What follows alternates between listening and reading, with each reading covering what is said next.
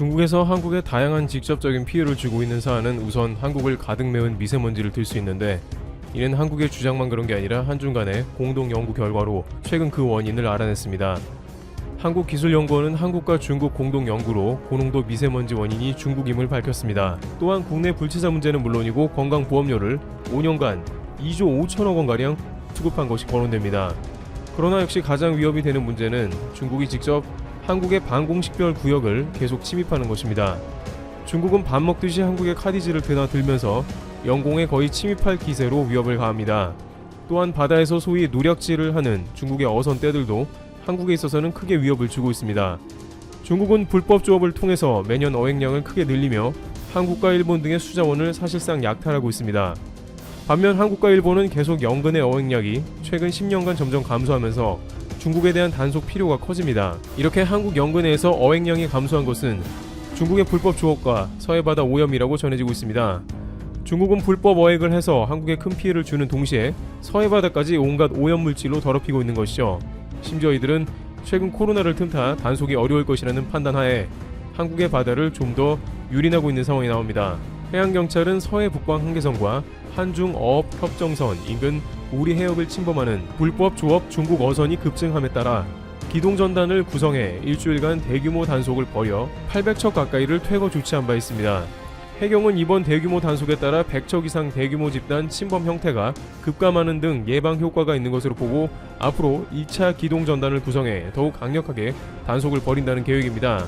하지만 강력한 대응에도 중국 어선들이 서해 최북단 백령도 서방 NNL 해역과 한중 어협협정선 사이를 교묘히 넘나들면서 지능적으로 불법 조업을 벌여 단속에 어려움을 겪고 있습니다.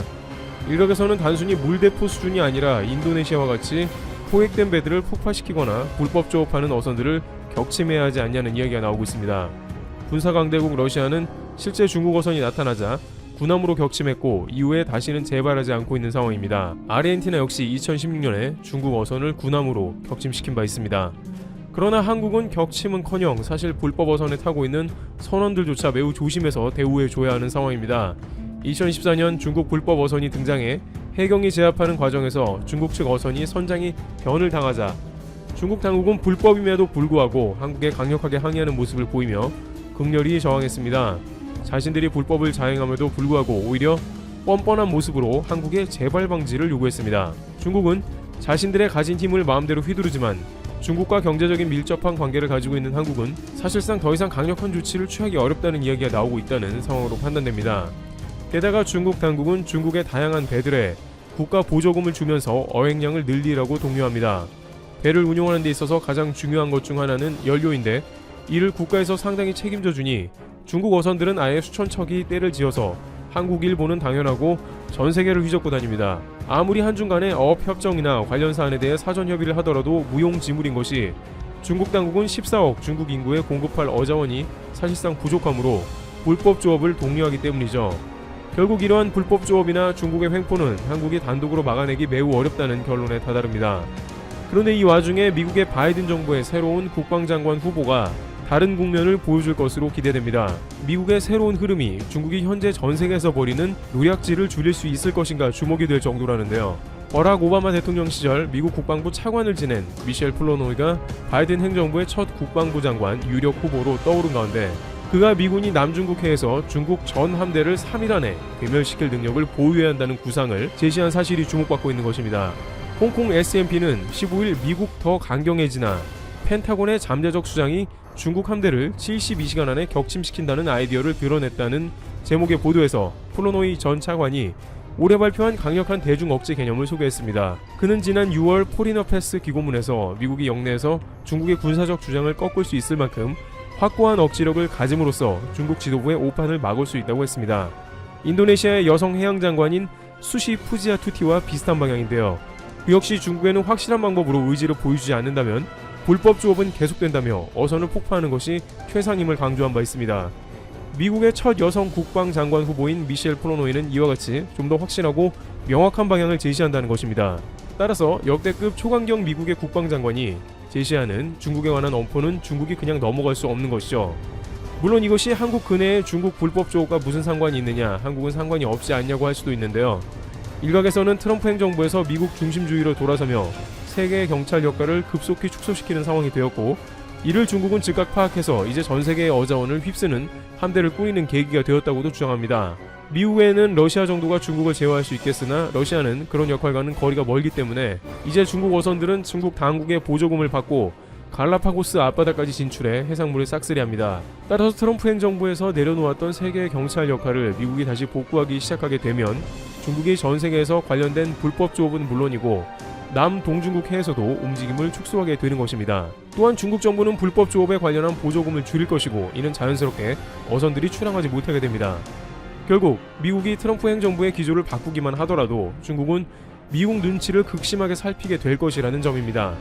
홍콩 SCMP는 국방 외교 관측통들은 이런 아이디어를 실현하는 것에 엄청난 비용이 드는 것이라면서도 이런 주장을 한 사람을 국방부 장관으로 임명하는 것은 미국이 중국에 계속 군사적 압박을 가할 것임을 보여주는 신호가 될 것이라고 말한다고 전했습니다. 특히 대통령의 명령이 큰 무게를 갖는 탑다운 방식의 트럼프 행정부보다는 장관에게도 권력이 고루 분산된 바이든 행정부의 바텀업 방식은 중국에서 상당히 까다로워하는 것으로 전해집니다. 한국에서도 미국과의 군사동맹은 트럼프 행정부보다 오히려 강화되고 방위비 압박이 줄어들 것으로 보입니다. 현재 미국 하원을 장악한 민주당에서는 한국의 국방비 계약을 1년 단위가 아닌 단연 협적으로 가야 한다는 결의안이 상정되었으며 이는 순조롭게 통과될 것으로 보입니다. 트럼프 행정부는 1년 단위로 방위비를 갱신하면서 그 주도권을 미국이 가지고 있기 때문에 한국의 방위비로 압박을 하는 가운데 동맹이 약화될 우려가 있었습니다. 그러나 이렇게 한미동맹이 강화가 되며 미국이 중국의 다양한 움직임을 주시하게 되면 결국 한국 근해에 중국 어선 불법 조업을 비롯해서 카디지 침입 등 전반적인 문제가 개선될 가능성이 커지는 것입니다. 미국만 잘 되면 상관없다는 트럼프와는 달리 중국을 방조하지 않겠다는 바이든 행정부의 기조가 중국의 발을 범세계적으로 묶어놓으며 한국에도 기존의 피해들이 다소 감소할 것이라는 기대감이죠. 그러나 중국도 이러한 미국의 변화에 대비하면서 세계 최대 규모의 메가 FTA 자유무역협정인 RCEP 영내 포괄적 경제 동반자 협정 서명으로 미국보다 한 발 앞서 있다며 웃고 있는 상황이 나옵니다.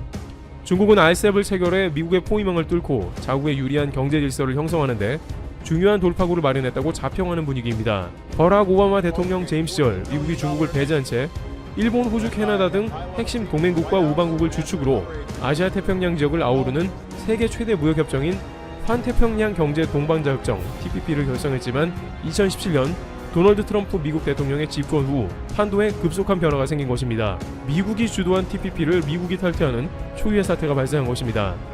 게다가 이번 RCEP은 한국, 호주, 일본이 포함되어 있어 중국 입장에서는 쾌재를 부르고 있다고 전해집니다. 중국 언론 21세기 경제 보도는 RCEP 협상 성공은 동아시아 경제통합 20년 역사 이래 가장 중요한 성과라고 전했습니다. 그러나 바이든 당선인 집권 이후 TPP 복귀를 추진할 가능성이 크다고 보고 있습니다. 그렇게 되면 다시 많은 국가들이 미국 중심의 경제체제에 복귀하게 될 것이며 RCEP은 또 유명무실하게 되는 것이죠. 따라서 중국은 계속해서 한국에 러브콜을 보내며 현재 시진핑 국가주석의 연내 방안도 강력 추진 중입니다. 물론 이 가운데 한국은 미중 사이에서 어떠한 포지션을 가져야 하는지 외교적인 난제가 될 수 있습니다만 그간 두터워진 외교력과 바이든 정부의 동맹 강화 등을 힘입어 중국의 횡포를 잠재울 기대감도 커지고 있습니다. 트리블튜브 여기서 마치겠습니다. 감사합니다. 한국의 진단키트 제공 제한에 적절히 대응하지 못했다는 점을 호소한다. 치명적 실수였다. 사과하고 싶다. 코로나19 대처를 위해 의료 장비를 지원해 줄 수 있나? 한국 바이오의 신한류다. 신종 코로나 바이러스 감염증이 팬데믹으로 번지면서 세계 곳곳에서 한국 코로나19 진단키트를 보내달라는 SOS를 보내고 있다. 한국바이오협회에 따르면 시젠과 호젠바이오텍, 솔젠트, SD바이오 센서 등 식품의약품안전처의 긴급 사용 승인과 수출 허가를 받은 국내 4개 기업이 세계 47개국에 진단키트를 수출하고 있다. 수출 으뜸은 4개 기업 중 유일한 상장사인 시젠이다. 시젠은 현재 일주일에 진단키트 100만 테스트를 생산하고 있으며 이 중 90% 이상을 해외에 공급하고 있다.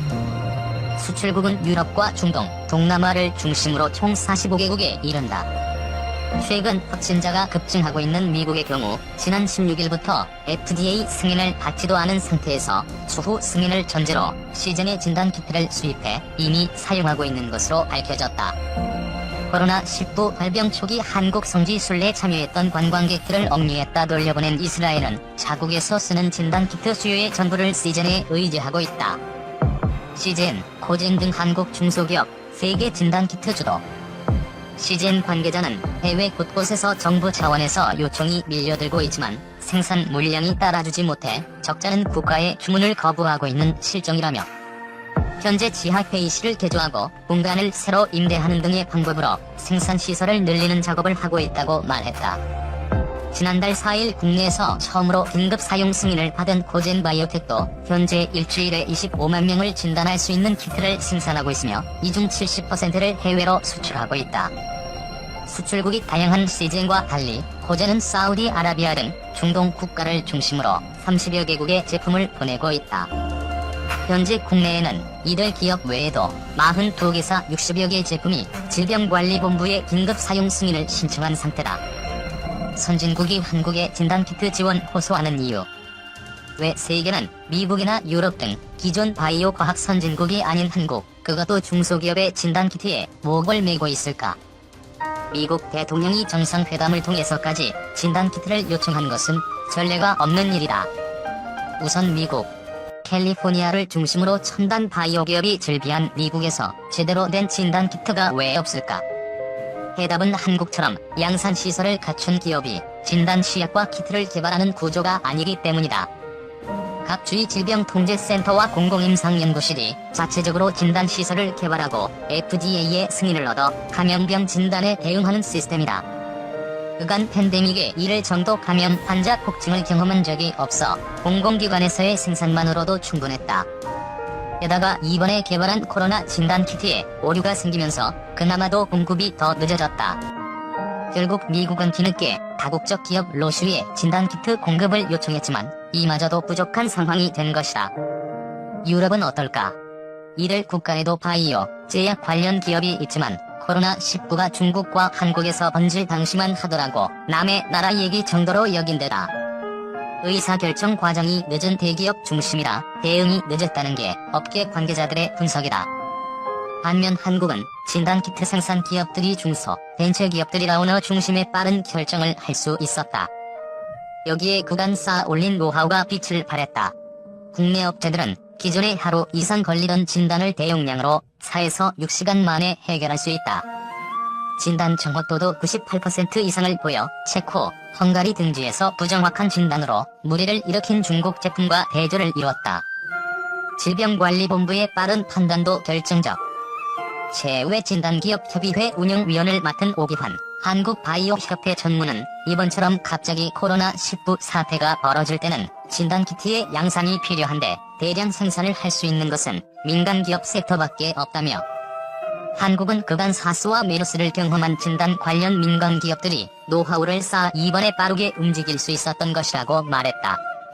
오 전무는 질병관리본부가 긴급사용승인제를 활용해 기업에 발빠르게 진단키트 개발을 요청한 것도 결정적 역할을 했다고 덧붙였다. 긴급사용승인제도는 감염병 발생 때 불필요한 절차를 건너뛰고 신규 진단시약과 검사법을 즉시 사용할 수 있게 하는 것이다.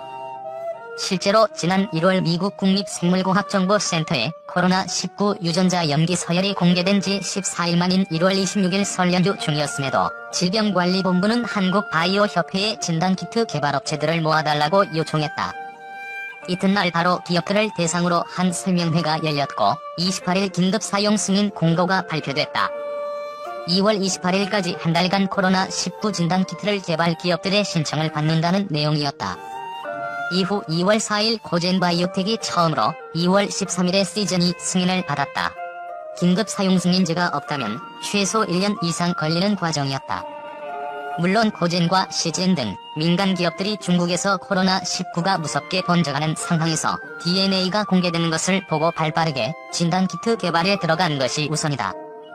천종윤 시즌 대표는 중앙일보와 인터뷰에서 국제사회의 코로나19 연기 서열이 공개된 지난해 뒤인 1월 16일에 사례회의를 통해 코로나19 진단시약 개발을 제안하고 21일 개발에 착수했다며 당시엔 적자를 각오하는 심정으로 도전한 것이라고 소회를 털어놓기도 했다. 소외된 면역 진단키트 업체들 우리도 승인 요구. 한편 이번 긴급 사용 승인 요구 기업 중에는 항체를 이용한 면역 진단 키트를 제작한 곳도 적지 않았다.